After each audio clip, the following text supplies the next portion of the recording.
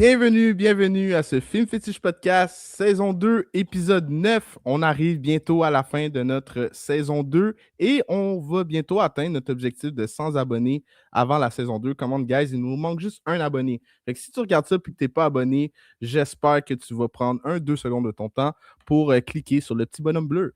Do it. Hendrik Sanon avec vous, Alexandre Lebrun et Christelle Lebrun. Comment ça va la famille?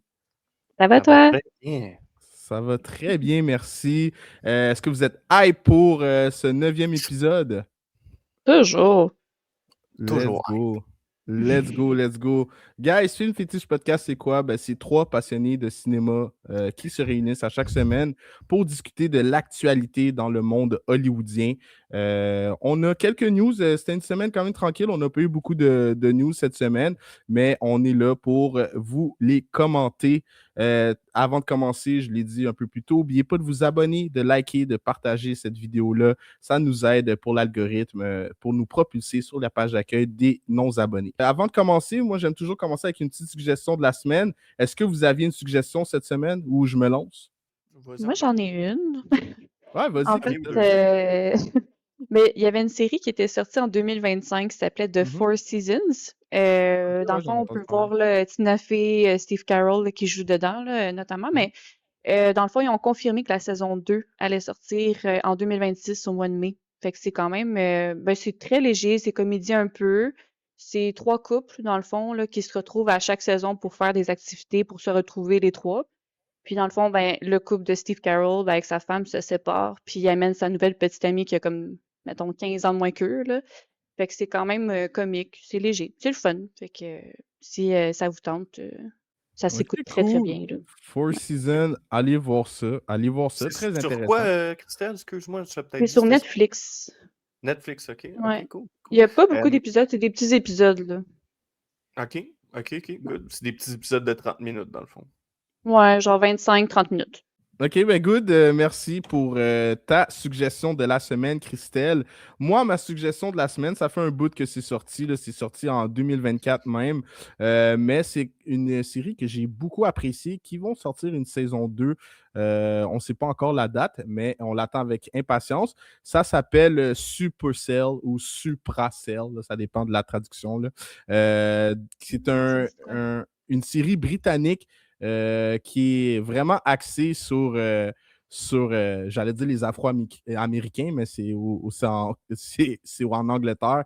Donc, sur la communauté noire de Londres, ça nous met en place 5 personnages qui, malgré eux, acquérissent des pouvoirs. C'est vraiment comme vous savez, je suis un trip sur les super-héros. Fait que c'est vraiment un concept super-héros, mais on montre un peu la réalité qui peut être dark des communautés noires, ils sont un peu gangsters et tout. Fait qu'on joue dans le gangsterisme mélangé avec des super-pouvoirs.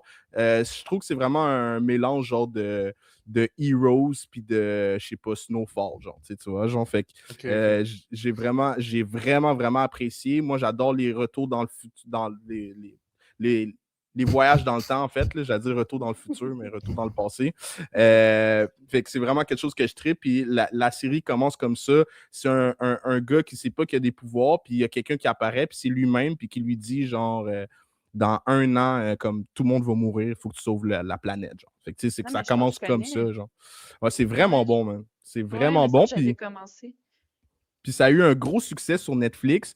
Il était pas, c'était vraiment un projet pilote. On ne savait pas si elle allait avoir une saison 2. Avec l'engouement qu'il y a eu avec cette série-là, ils ont décidé qu'elle allait faire une saison 2 qui est en confection. Donc, je vous conseille cette série-là. Je l'ai vraiment appréciée. Toi, Alex, t'avais-tu une suggestion cette semaine? Ouais, juste, c'est une série Netflix, toi aussi, dans le fond? Ouais, exact. Ouais, je pense que je l'ai dit. OK, ouais, je te le redemande. OK. Moi, ma suggestion cette semaine, c'est US Marshall, la série avec Casey Dutton, qu'on avait parlé d'un spin-off de Yellowstone, là, un des nombreux spin-offs de Yellowstone. J'ai écouté le premier épisode, puis le 2e épisode. Je trouvais qu'il y avait quelque chose de différent. Tu sais, je l'écoutais, puis je trouvais que c'était comme un peu Yellowstone qui s'est piqué avec des stéroïdes, genre, ou Yellowstone sous cocaïne. Là. Je veux dire, comment que c'est filmé, il y a comme... J'ai jamais vu de Cooper comme ça, là. genre, tu le vois, il se brosse les dents, Cooper. Il y a des coupures aux 5 secondes, je capotais. Puis là, genre, il y avait pas les bons dialogues comme on entend souvent dans une série de Yellowstone, tu sais. Puis je me demandais, il y avait de quoi de bizarre dans la série quand je l'écoutais. Puis après, je suis allé m'informer. Puis c'est le premier projet de Yellowstone qui n'est pas écrit par Taylor Sheridan. J'ai fait ha ha!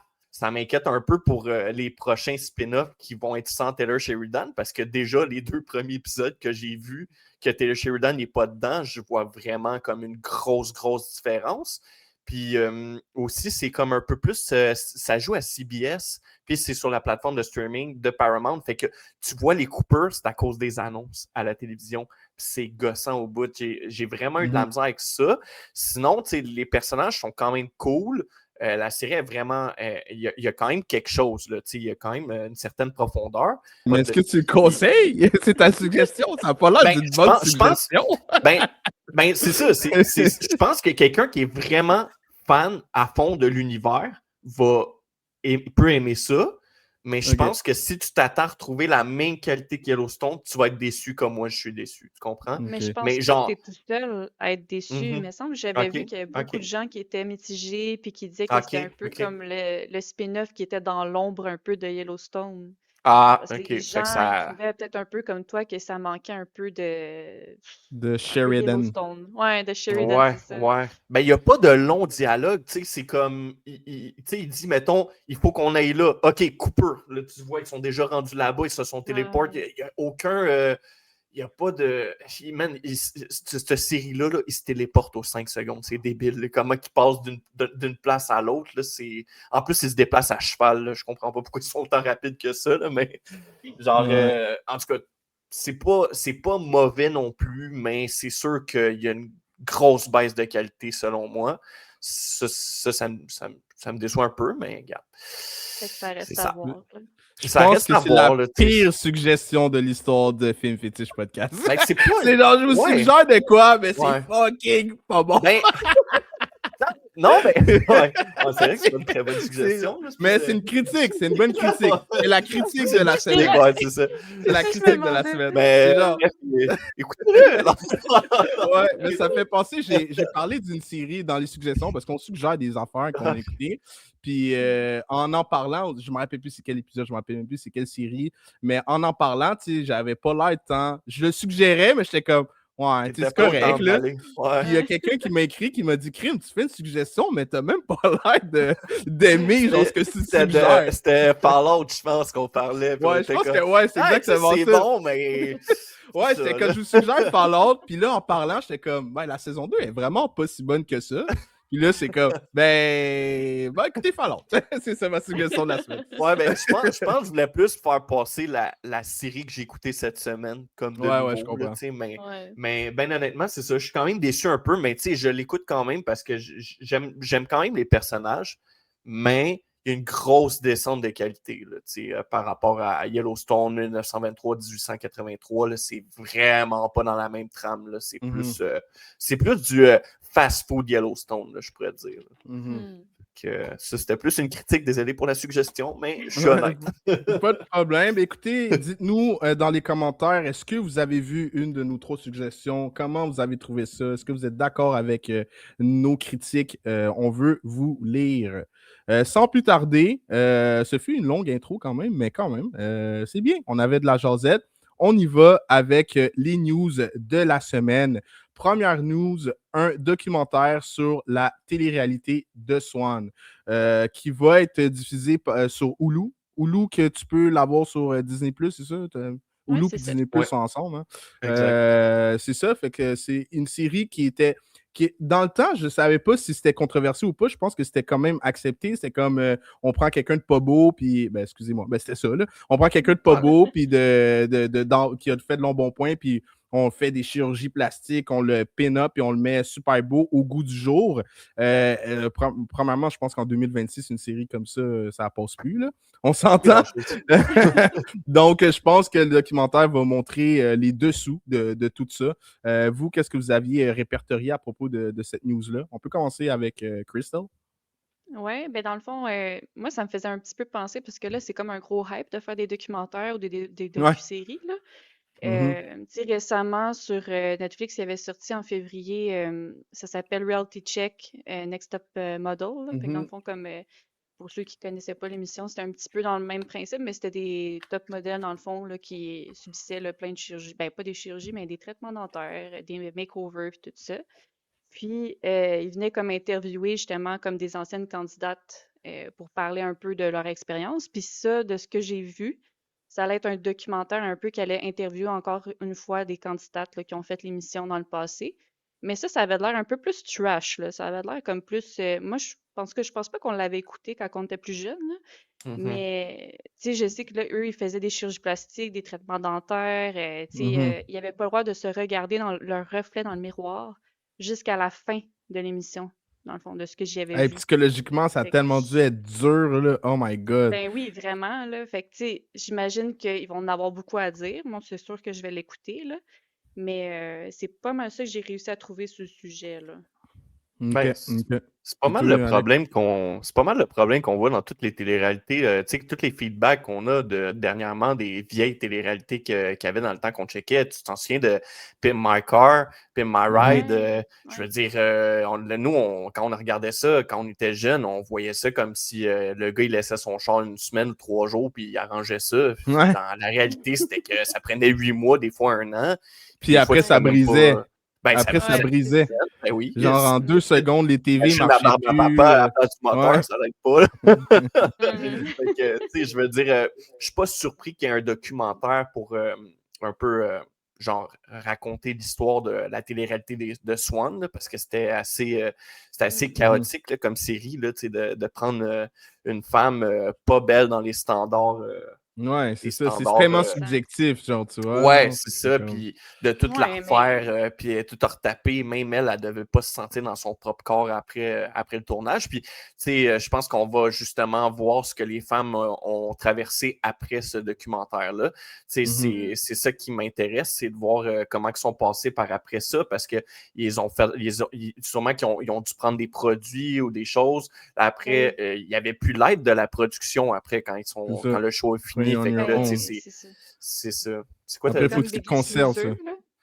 Ouais. Biggest Loser, il avait fait la docu-série aussi qui était un peu dans le même principe. Puis, tu sais, si je peux rajouter aussi, là, tu sais, les producteurs, puis tout ça, ils vont comme tout le temps donner un narratif à certaines personnes, puis, tu sais, ça leur correspond pas du tout. C'est juste que c'est ça qu'ils vont donner parce que c'est ça qui fait un bon show, tu sais. Ouais, exact. Tu sais, ça laisse beaucoup de séquelles, là, faire une affaire comme ça. Donc, moi, c'est sûr que je vais le regarder, là.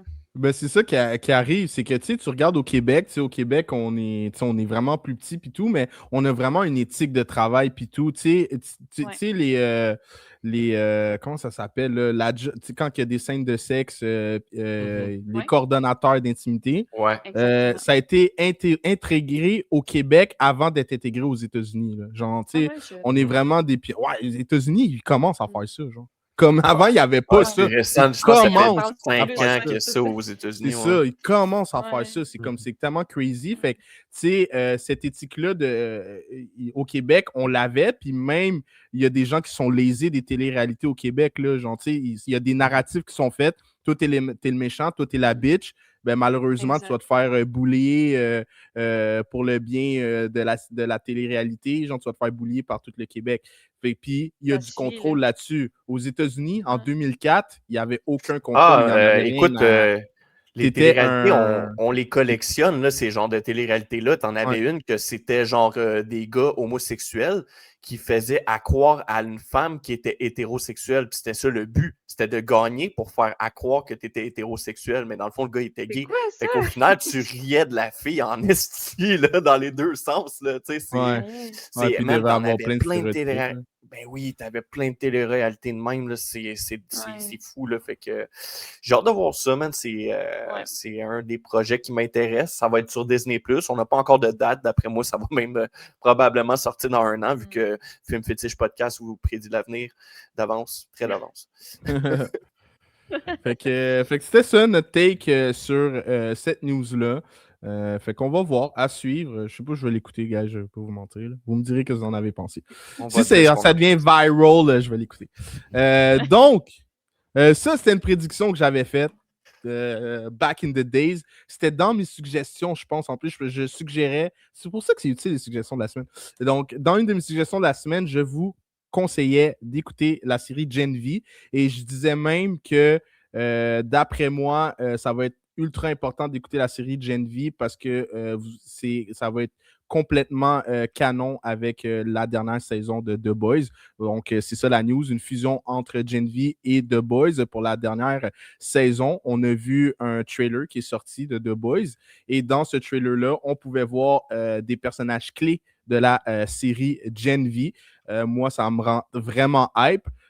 Pourquoi? Parce qu'il y a une des personnages, le personnage principal de Gen V, elle est complètement cruciale à l'histoire. Moi, je pense même qu'on va avoir besoin d'elle pour vaincre Homelander, parce que moi, pour avoir écouté toutes les saisons de The Boys et toutes les saisons de Gen V, c'est la super-héros dans cette série-là la plus badass, la plus forte, la plus puissante. Elle contrôle le sang, man. Genre. Mais comme ça a l'air anodin de contrôler le sang, mais comme l'être humain est fait 200, genre, fait qu'elle peut juste te faire léviter, elle peut te faire exploser. En tout cas, c'est incroyable. Fait que j'ai vraiment hâte de voir. Alors, elle peut vraiment tout faire. Elle est tellement puissante, c'est incroyable. Et c'est pour ça que j'aime Gen V, parce que ça montre sa puissance, comme l'évolution de sa puissance, son pouvoir qui a l'air anodin au début, parce que, tu sais, elle est comme, OK, ben, je contrôle le sang, fait qu'elle s'ouvre, elle se fait des blessures, puis le sang qui coule de ses blessures, elle les contrôle, puis elle les pitch d'en face du monde, mais comme elle peut te couper à face avec son sang, puis tout. Puis au fur et à mesure que la série avance, on réalise qu'elle n'est pas tant obligée de se couper. Là. Elle est capable d'utiliser ses pouvoirs de d'autres façons. Fait que c'est vraiment intéressant. Fait que je vous le conseille vraiment. Puis je suis vraiment excité que The Boys arrive. La saison 4 n'était pas fameuse. Là. Je pense que c'était la moins forte de toutes les saisons. J'ai hâte de voir s'ils vont se rattraper pour la saison 5. Un closing, c'est très difficile à faire. C'est ça, t'as pas peur? J'ai pas peur parce que, tu sais, au bout de la ligne, tu sais, quand t'aimes vraiment quelque chose, comme Game of Thrones, j'ai vraiment aimé ça. Même si que la dernière saison, c'était pas ma préférée, je suis pas indigné de la fin de Game of Thrones, tu comprends? C'est comme, j'ai vu des fins pires. Je trouve que la fin de Stranger Things est 100 fois pire que la fin de Game of Thrones. Fait que, c'est ça, on dirait que maintenant, avec la fin que j'ai eue de Stranger Things, je me dis qu'il n'y a rien qui peut vraiment battre ça. C'est encore drôle. Là. Mais fait, c'est sûr que je ne m'attends pas à ce que ça soit la meilleure saison. Mais je suis quand même excité. On a des acteurs que j'aime bien. Jensen Ackles qui va être là, qui va retourner en tant que Soldier Boy. On a notre boy Krim qui joue Sam dans Supernatural, le frère de Jensen Ackles, qu'on peut voir dans la série Walker aussi. Là. Ou Dean dans Gilmore Girls.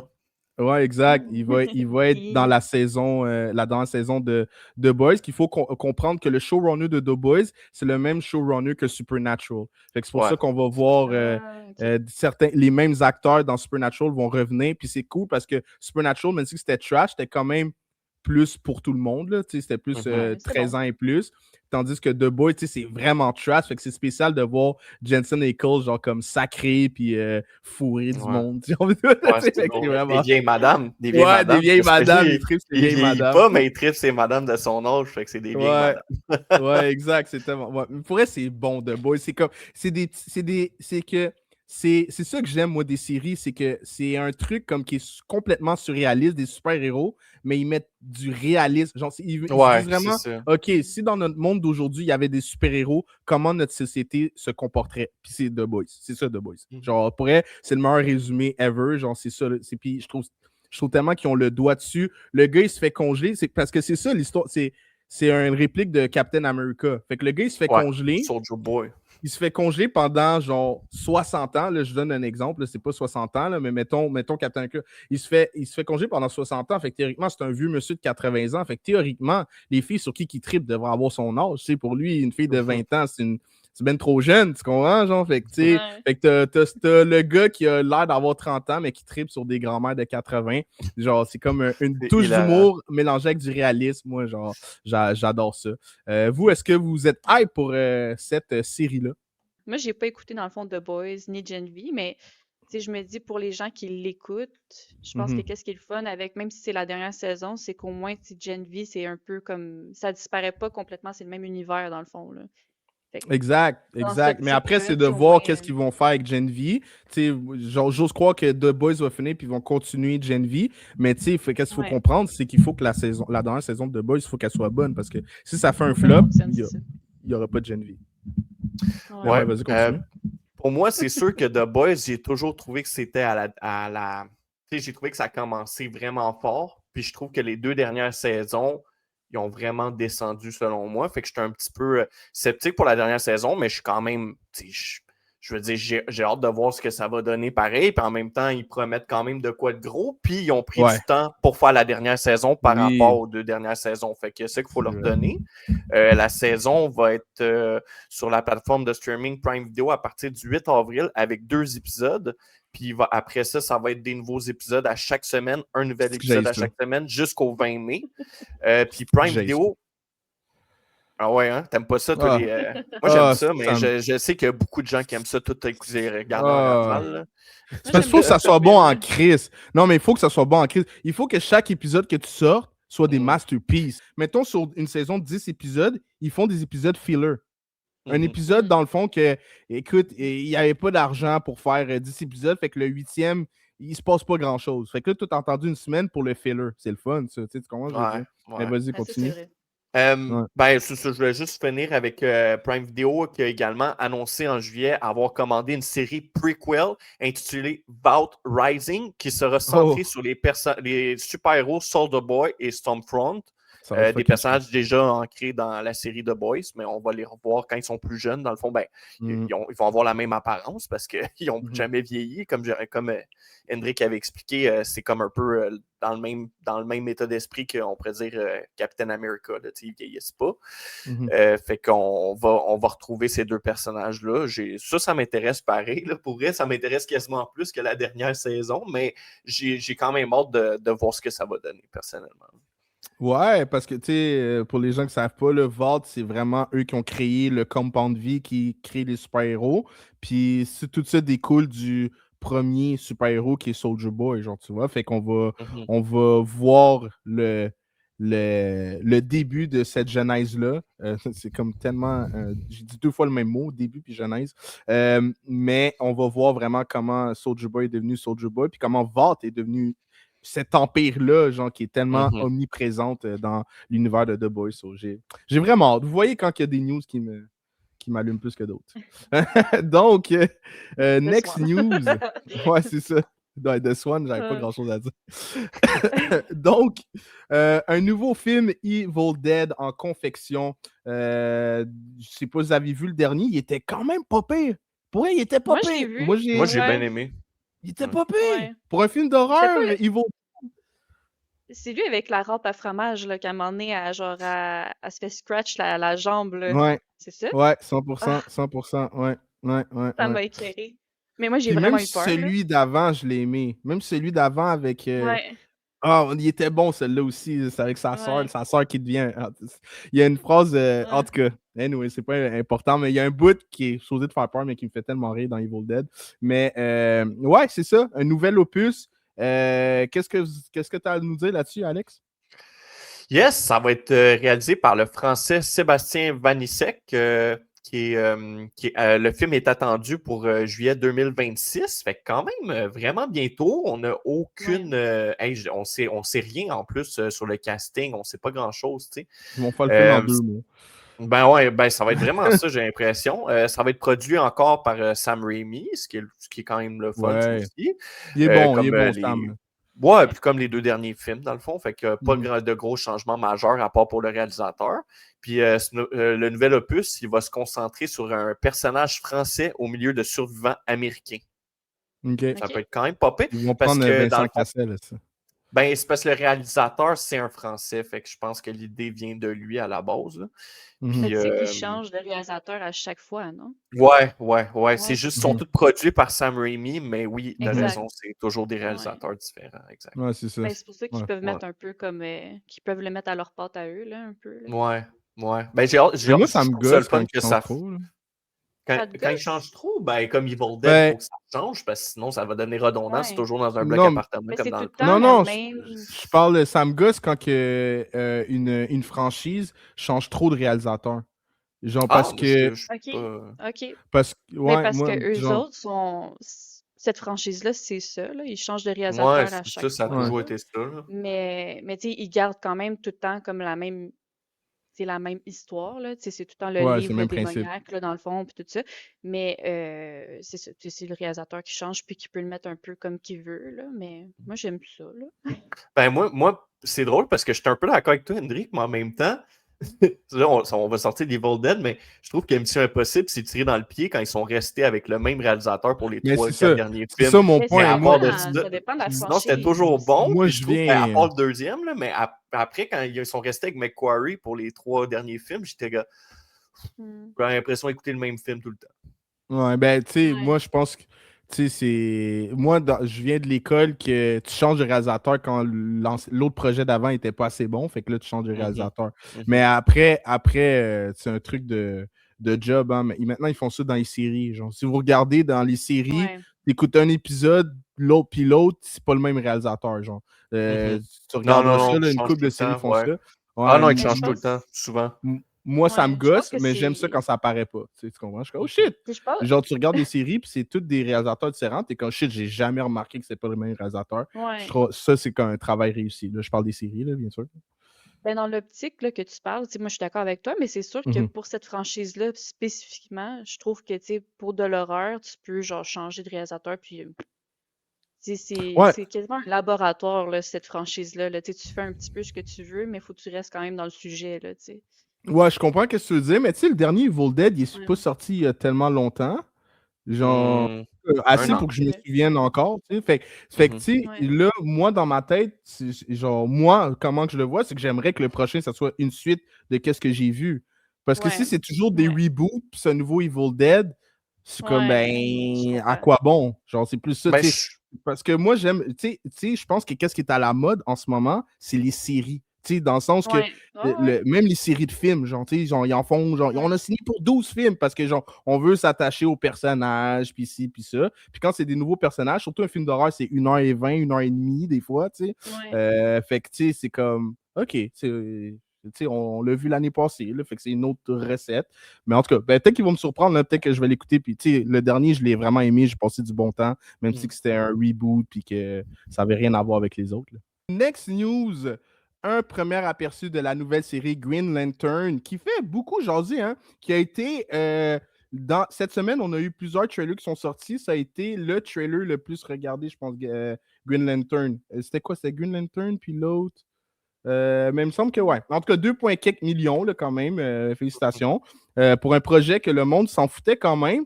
Je pense qu'il a quand même suscité l'intérêt de plusieurs personnes. Il y a des gens qui étaient déçus, qui disaient que on avait on voyait pas, on sentait pas qu'on allait utiliser l'anneau. Hein, si vous ne savez pas, Green Lantern a ses pouvoirs à partir d'un anneau.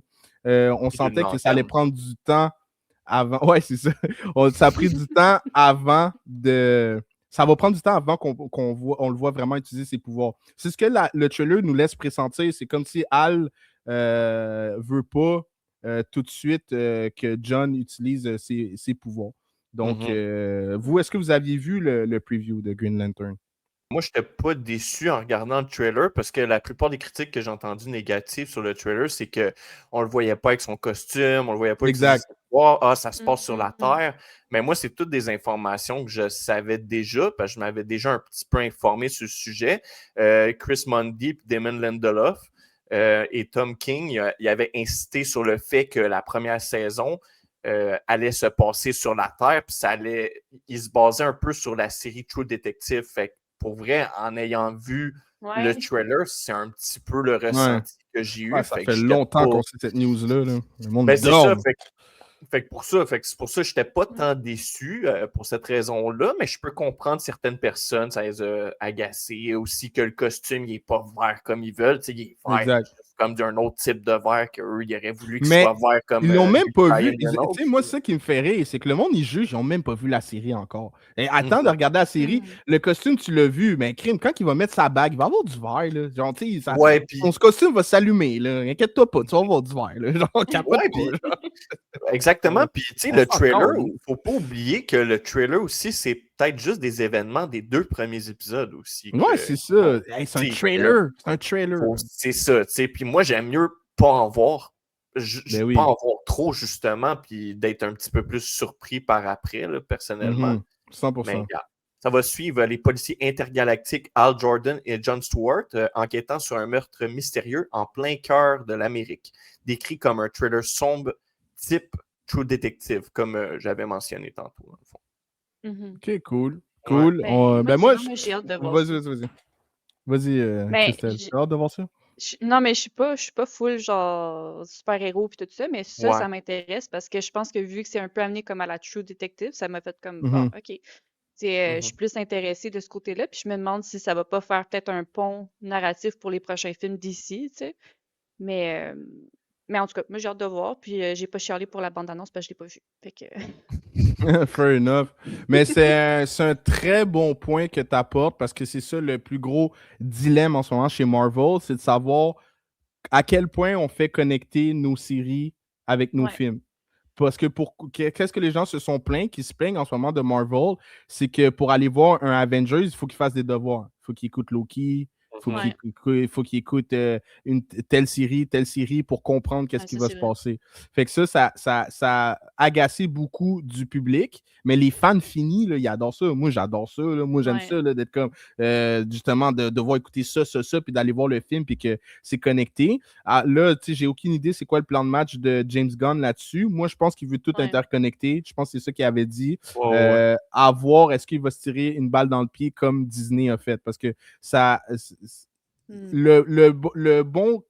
Le bon côté qu'il y a en ce moment, c'est que lui, il commence genre quasiment sur une map neuve. Là, c'est sûr qu'on a eu l'univers de Zack Snyder, mais il y a eu un grand espace entre Zack Snyder et James Gunn, que le monde, ils ont comme fait leur deuil. Ben, pas tout le monde, là, mais il y a beaucoup de monde ont fait leur deuil de Zack Snyder. On est prêt pour le monde de James Gunn, fait que là, il nous le présente, fait qu'on va pouvoir le suivre. Mais mettons, dans 10 ans, là, si tout est interconnecté, quelqu'un qui n'a jamais rien vu de James Gunn, dans 10 ans, est-ce qu'il va devoir se taper le Green Lantern d'il y a 10 ans pour comprendre? Là, j'exagère là, avec mon temps, mais c'est plus ça. C'est que quand tu commences, c'est le fun, mais quand tu n'as rien écouté puis que tu as 10 séries à écouter puis 8 films, ben, c'est un peu, t'es un peu comme fuck off. Je ne vais pas commencer. Oui, exact. Fait que j'ai hâte de voir comment ils vont jongler avec ça. Je pense que ça va être leur plus gros défi. Puis aussi, leur plus gros défi en ce moment, c'est de savoir qu'est-ce qui va se passer avec la Paramount. Hein? Parce que là, James Gunn, on ne sait pas s'il va rester. J'avais le même speech quand Netflix a acheté la Warner, là, mais là, comme Paramount achète la Warner, on se pose la même question. Est-ce que James Gunn va rester? Est-ce qu'il va continuer? Ou, tu sais, il y a même des pourparlers que, tu sais, Marvel sont en train de chercher des remplaçants, là, tu sais. Kevin Feige, tu sais, il va être là quand même, mais je pense qu'il cherche. Disney en ce moment cherche des leaders pour chacune des sphères de Marvel. Fait qu'un leader qui va s'occuper du monde galactique. Fait que le monde avait pensé à James Gunn. Un leader qui va s'occuper du monde terrestre, etc. Donc, tu sais, on ne sait pas, peut-être que James Gunn va se faire offrir quelque chose. Il va revenir chez Disney. S'il s'en va de Warner, il se passe quoi avec nos Green Lantern? Il se passe quoi avec nos Superman, avec nos Supergirl? Fait que, tu sais, genre, je pense qu'il faut trop vite, là. La seule raison s'il part, c'est James Gunn. S'il part de DC, c'est à cause des raisons politiques. Là. C'est juste ben oui, 100%, sinon, c'est ça mon point. Il n'y a aucune autre raison, là, mais on va voir là, parce que on avait parlé, il y a même des acteurs qui sont blacklistés par Paramount. Est-ce que, genre, je veux dire, est-ce qu'eux, ils sont prêts à faire des changements ou ils sont prêts à tout perdre la moitié du monde pour juste parce que c'est des opinions politiques? À un moment donné, il faut juste. Ouais, parce que tu sais, laisser aller, là, ben oui. Faut comprendre que James Gunn, il y avait genre une carte blanche quasiment là, en ce moment. Là. Fait que là, c'est de savoir est-ce que la Paramount va lui laisser autant de liberté en sachant justement les idéaux politiques de la Paramount. Là, tu veux pas, c'est quand même un truc de.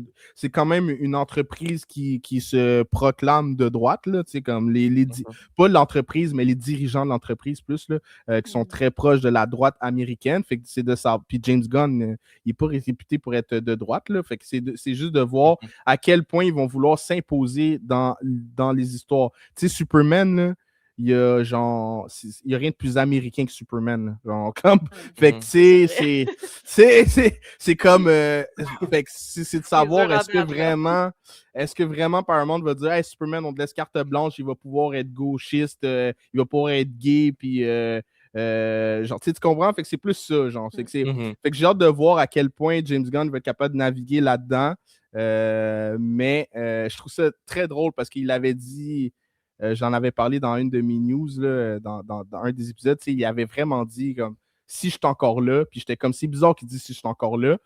Puis plus j'y pense, plus que moi je pense que James Gunn il savait que Paramount il était plus dans le décor que nous on le pensait. C'est parce que tu sais, parce que lui il y a des comment je veux dire? Ouais. Je pense que Paramount n'a pas dit son dernier mot. Fait que, en tout cas, fait que moi, c'est comme ça que je le vois. Parce que Netflix avait dit il n'y aura pas de problème, on garde James Gunn, on garde ça comme que c'était prévu, puis tout. Fait que moi, je pense vraiment qu'il parle de en même temps, je veux dire, si quelqu'un est capable de prendre sa place puis continuer son travail, je pense, moi, ça ne me dérangerait pas tant parce que je veux dire. James Gunn, je veux dire, personnellement, tu sais, gars, on parle dans ce moment de la série Green Lantern, mais James Gunn il est juste producteur là-dessus. Tu sais, c'est pas lui qui réalise. C'est pas. Fait que, est-ce que ça change grand-chose si James Gunn n'est pas sur la série Green Lantern? Je pense pas.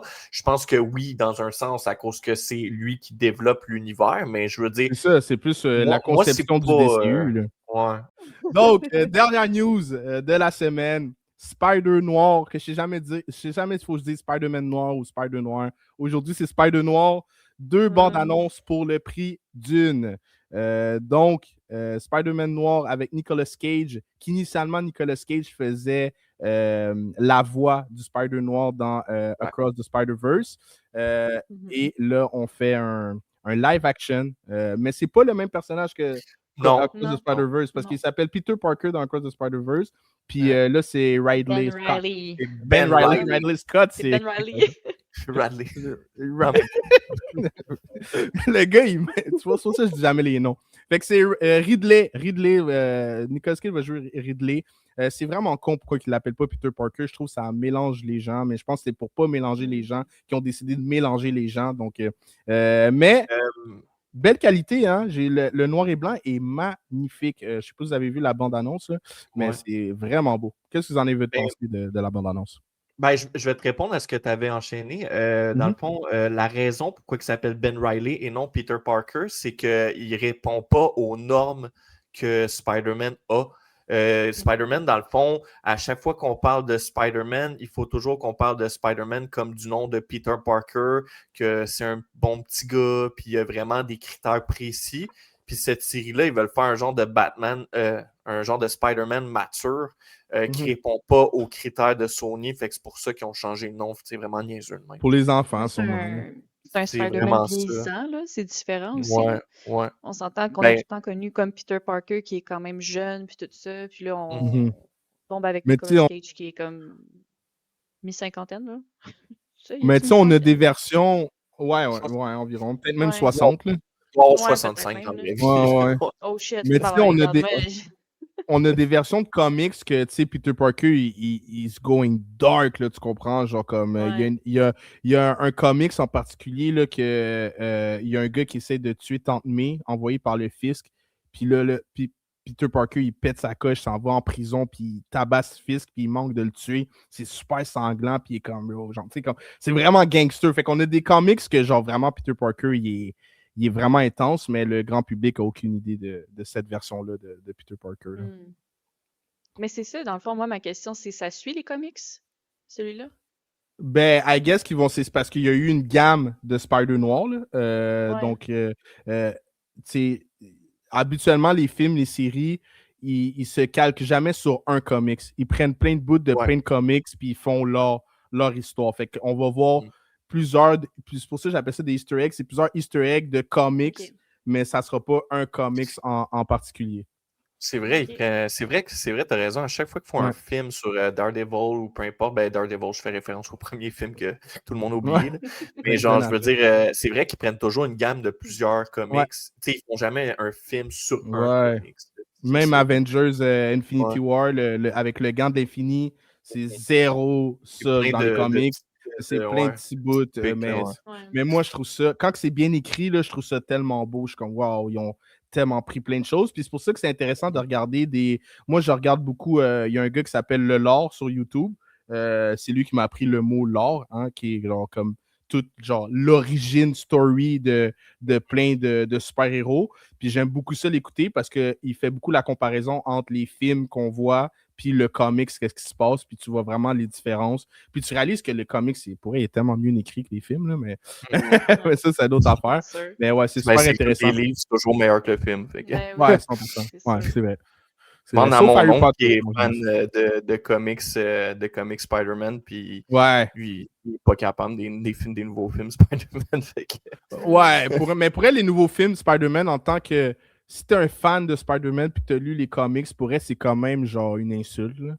Comme ça, moi c'est celui pas, de Tom Holland, je parle, là, ça n'a rien à voir avec Spider-Man. Non, moi, je suis vraiment dans mon Spider-Man des années 90, mais je pense qu'on a parlé souvent, puis je te dis tout le temps avec moi, je suis Spider-Man, mais non, je suis encore dans cette era-là, j'ai jamais sorti de cette era-là, puis c'est ça mon Spider-Man pour moi, fait que quand je vois un Spider-Man, moi, je l'ai pas pris encore pour changer Mary Jane. Elle s'appelle même plus même. Michael Jones. Michael Jones. Écoute, moi, j'ai vu ce Spider-Man-là, puis j'étais vraiment pas impressionnée du tout, puis j'adore Spider-Man. Puis tu vois, même cette série-là, Spider-Noir, je pense que je vais l'écouter pareil, je suis curieuse. Ben oui, ça va plus... Ouais, mais moi, ce qui me hype pas, c'est le noir et blanc. Genre, tu peux l'écouter en couleur. Il va avoir une version noire et une version couleur. Ok, c'est ça. Parce que moi, tu vois, noir et blanc, je suis pas fan du tout. Je trouve que Spider-Man, c'est tellement vibrant comme couleur que comme quand j'ai vu noir et blanc, j'étais comme... Ouais, je sais pas, tu sais, on est comme... Ben, je suis pas habituée à ça, tu sais. Puis quand j'avais vu WandaVision, tu sais, c'est sûr que ça se compare pas du tout. Mais j'avais trouvé ça... Ça te gossait, le noir et blanc? À un moment donné, c'est plus en noir et blanc. L'histoire était vraiment plate, là, WandaVision aussi. Mais moi, j'ai vraiment pas aimé WandaVision, mais le monde, là, les Marvel fans, ils ont tellement aimé ça. Oui, je suis correct. Pour retourner à Spider-Noir, exact. Dans le fond, l'histoire va raconter un détective privé vieillissant et malchanceux dans le New York des années 1930 qui est forcé de faire face à son passé en tant que seul et unique super-héros de la ville. Je sais que la version, elle va être en noir et blanc, comme Hendrik a dit tantôt, puis elle va être en couleur, mais elle a vraiment été réalisée pour l'écouter en noir et blanc. Fait que je pense que la version couleur va vraiment être moins hot, personnellement. Les couleurs sont... Moi, j'ai regardé un extrait là, en couleur, puis je voyais genre déjà que c'était comme... La coloration n'était pas naturelle. On dirait que c'était comme tout rajouté. Là, ça a vraiment été colorié un peu. C'est ça, ça a vraiment été tourné pour les noir et blanc. Ouais. C'est peut-être juste aussi pour s'adapter au public comme moi, mettons, qui aime pas le noir et blanc. C'est exactement pour ça, Christelle. C'est exactement pour ça. Ils ont fait la même chose, Zack Snyder, sa version de Justice League de 4h30. Non, mais lui, il devrait la mettre en couleur. Il l'avait fait en noir et blanc à la base, puis la couleur, ça avait été fait après. Mais... Fait que c'est ça. Fait que Prime Video a également annoncé une date de première diffusion le 27 mai et précise que les épisodes seront disponibles en rafale. Hendrik, t'es-tu content? On pour toute la saison! Ben, check. Pour elle, je suis content parce que moi, j'aime ça comme ça, mais il y a vraiment un truc en ce moment là, qu'on analyse à travers le monde de YouTube, c'est que les gros dirigeants, on dirait que quand ils ont confiance en leur projet, ils le mettent une fois par semaine. Puis quand ils ont moins confiance, ils calissent tout d'un coup. Genre, j'ai remarqué. Puis je trouve que ça ne devrait pas se faire comme ça. Là, genre, dans le sens qu'il y a des séries qui sont vouées à être faites une semaine. Puis il y a d'autres séries que c'est donne-le-moi d'un coup. Ça ne devrait pas être en fonction de j'y crois pas au projet, fait que je le mets d'un coup. J'y crois moi. Je dis pas, peut-être qu'il croit là, à Spider-Man Noir, mais je trouve ça tellement bizarre qu'il le donne d'un coup parce que genre Alex Cross, que je trouve qui est très mid, qui est super bon, là, mais que je trouve qui est très mid, c'est il nous donne un épisode par semaine. Puis ça aurait été une série qui aurait pu nous donner tout d'un coup. Puis Spider-Noir, que je pense qu'il est en train de créer une hype, là, il donne d'un coup. Ça fait aucun sens, genre, je trouve. Genre, rendu là, il faudrait qu'il m'engage. Comme, yo, guys, pour vrai, là, genre... ils doivent engager des viewers, du monde qui regardent des séries. Genre, c'est ça qu'ils devraient avoir. Mais je ne sais pas si c'est ça qu'ils font, mais des fois, je trouve qu'ils font leurs affaires tellement de façon spéciale. Je suis content qu'ils sortent une semaine, qu'ils sortent d'un coup. Mais j'aurais pas été surpris qu'ils le fassent une semaine. On peut trouver des contre-exemples. Ça, c'est sûr que oui, ils ont peut-être moins confiance que ça marche pour le projet, mais tu sais, Fallout, la première saison était vraiment bonne. Il y avait tout garoché à saison one-shot dans le temps. La deuxième saison, vu que... Non, c'est ça. La deuxième saison, ils pensaient que ça allait être un flop. Ils ont fait un épisode par semaine qui était comme moins hot. Mais ils sont caves, c'est ça marche même pas. C'est comme. L'anneau de pouvoir, c'est un épisode par semaine. Ils pensaient que ça allait être de shit. Ils pensaient que ça allait être de shit. Tu comprends? Fait que, tu sais, pour vrai, c'est full facile. Tu vois, si la production croit au projet, regarde comment ils vont le diffuser. Ça te dit la réponse, genre. Ils sont genre. Tu fais quand que. Puis il va y avoir comme méchant dans la série, on va retrouver un Electro. Puis l'homme sable, dans le fond. C'est quoi en anglais? C'est Sandman. Sandman, merci. Fait que ça va être les deux méchants qu'on devrait retrouver dans la série. Mais il va peut-être en avoir d'autres. Black Cat? Mais... Ouais, mais son nom, c'est Cat Hardy.